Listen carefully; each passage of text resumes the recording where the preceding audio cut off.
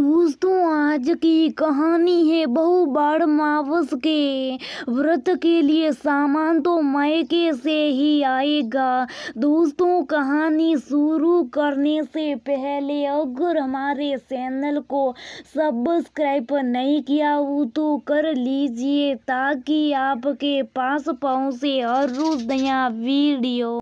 Reema phone कर दिया ना अपने मायके। जयाजी ने कड़क आवाज में पूछा। जी मम्मी जी, रीमा ने बताया। तो कब आ रहे तुम्हारे पापा? जयाजी बोली। मम्मी जी, पापा की थोड़ी तबीयत खराब है तो उन्होंने कहा है कि वे बैंक अकाउंट में पैसा जमा कर देंगे, फिर आप जैसे कहेगी वैसे सामान खरीद लेंगे। जयाजी ने कहा, ये क्या कर रही हो तुम, ऐसा भी भला होता है? जयाजी गुस्सा होकर बोली, बेटी की शादी के पहले साल के हर त्योहार पर मायके से सामान आता है। रीति रिवाज के हिसाब से सब काम होंगे। तुम्हारे माता पिता को इतना भी नहीं मालूम। बड़ मावास के व्रत के लिए पीतल का बड़ा करुआ और उसमें भरकर मिठाई, बाकी सब पूजा के सामान के साथ तुम्हारे घर से आएगा। जयाजी ने फरमान सुनाया। करुआ एक लोटे जैसा बर्तन जिसमें पानी निकलने के लिए आगे से घुमावदार सोंस बनी होती। इसका उपयोग कई व्रत त्योहार में जल अर्पित करने के लिए किया जाता। मम्मी जी, पापा को मौसमी बुखार आ गया इसलिए उन्होंने आपसे पूछने को कहा था। रीमा बेसारंगी से बोली, देखो ये छोटे मोटे बुखार के चलते हम अपनी परंपरा नहीं छोड़ सकते। अपने पापा से बोलो दवा ले ले। वैसे भी रात को चल कर सुबह आए और सामान देकर वापस चले जाए, कौन रोक रहा है उनको यहाँ? जयाजी बोलकर चली गई। रीमा के पास कोई सहारा नहीं बचा। घर फोन कर उसने मम्मी से पूछा, मम्मी पापा की तबीयत कैसी है? मम्मी बोली, दवाई ली थी तो अभी बुखार नहीं। इतने में पापा ने फोन लिया और पूछा, बेटा तुमने बात की समझदारी से? रीमा चुप रही। पापा समझ गए आखिरकार अपनी बेटी के मन की बात। माता पिता बिना कही जान लेते। पापा बोले, व्रत 5 दिन बाद है, मैं कल तक ठीक हो जाऊंगा। कल रात चलकर परसों सुबह आ जाऊंगा, फिर दिन में कोई बस पकड़ कर लौट आऊंगा। रीमा ने कहा, पापा मैं सुनील से कह देती हूँ, वो मम्मी जी को मना लेंगे।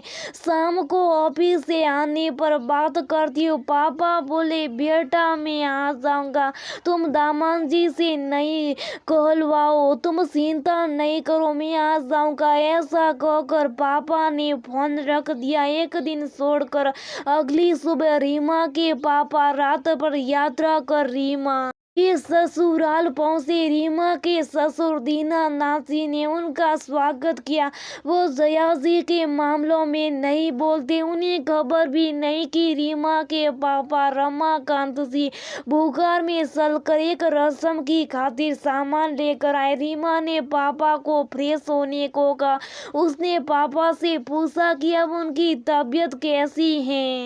पापा ने कहा कि वो ठीक है। साई देते समय रीमा का हाथ पापा के हाथ से सूख गया। उसे गरम लगा। उसने दोबारा छुआ तो उसे बुखार लगा। फौरन रीमा थर्मामीटर लाई। उन्हें 101 डिग्री फ़ारेनहाइट बुखार था। रीमा के ससुर दीना नाची समझे कि सफर की थकान से बुखार आ गया। इतने में सुनील भी सुबह की जॉगिंग से लौट कर आ गया। अभिवादन किया तो पता चला कि उन्हें बुखार है। रीमा ने बताया कि बुखार 3-4 दिन से आ रहा है। दीना दादी बोले, भाई साहब बुखार में आपको आने की जरूरत नहीं थी। सुनील ने भी हाँ में हाँ मिलाते हुए कहा, पापा जी आपकी तबीयत ठीक नहीं थी तो बिल्कुल परेशान होने की जरूरत नहीं थी। पहले तो रमाकांत जी चुप रहे, फिर उन लोगों के बार बार बोलने पर रमाकांत जी ने कहा, व्रत त्योहार के लिए सामान देना जरूरी है। रीमा के कोई भाई बहन तो है नहीं। समधन जी ने कहा था कि शादी के बाद के पहले साल के त्योहार में मायके से आता है। दीनानाथ जी ने जया जी से पूछा, आपको पता था कि भाई साहब की तबीयत ठीक नहीं है? जया जी पर अब तक घड़ों पानी पड़ चुका था। वो काफी शर्मिंदा थी। उन्होंने सोचा था कि रीमा के पापा नहीं आने का बहाना बना रहे। जया जी बोली, हाँ मुझे पता था कि भाई साहब की तबीयत खराब है। मैंने जिद कर रीमा से कहा था कि भाई साहब को सामान लेकर आना होगा।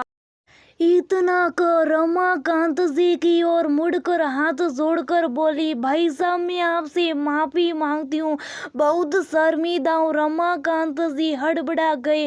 वे बोले, समधन जी माफी मांगकर मुझे पाप का भागीदार नहीं बनाए। जया जी बोली, भाई साहब मैं सच्चे दिल से आपसे माफी मांग रही हूँ, मुझे क्षमा कर दीजिए। मैं इंसानियत भूल बैठी थी, लड़की वाले हूँ। यही सोचकर मैंने जिद की। ये नहीं सोचा कि आपको तबीयत खराब में यहाँ आने में कितनी तकलीफ होगी। सुनील जाओ भाई साहब को डॉक्टर के यहाँ दिखा कर लाओ। जब तक भाई साहब ठीक नहीं हो जाते उन्हें जाने नहीं देंगे। जी मम्मी, सुनील ने कहा। फिर रमाकांत जी को डॉक्टर को दिखाया और पूरी तरह ठीक हो जाने के बाद उन्हें जाने दिया। रीमा ने देख लिया कि उसके ससुर दीनानाथ जी और पति ने कैसे उसके पापा का ध्यान रखा। उसने ये भी देखा कि उसकी सास जया जी को भी अपनी गलती का एहसास हो गया। जया जी ने रीमा से भी बाद में कहा कि रस्मों रिवाजों के लिए उन्होंने समधन जी को परेशान किया, आगे से ऐसा नहीं करेंगी।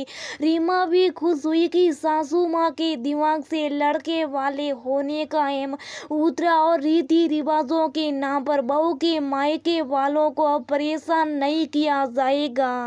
दोस्तों, ये अक्सर देखा गया है कि परंपराओं के नाम पर शादी के पहले साल के त्योहार पर लड़की के ससुराल वाले दबाव बना देते कि हर त्योहार पर बहू के मायके से सामान है, सब अच्छा हो तो एक बार को भी ठीक है।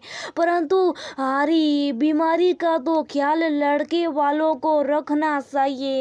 किसी को परंपरा रीति रिवाज करवाना है तो किसी को लालच से। मेरे हिसाब से इन रीति रिवाजों को, जो इन सब बातों को बढ़ावा देते, उन्हें समाप्त कर देना चाहिए। फिर बहू के मायके वालों की सहूलियत को देखकर ही करना।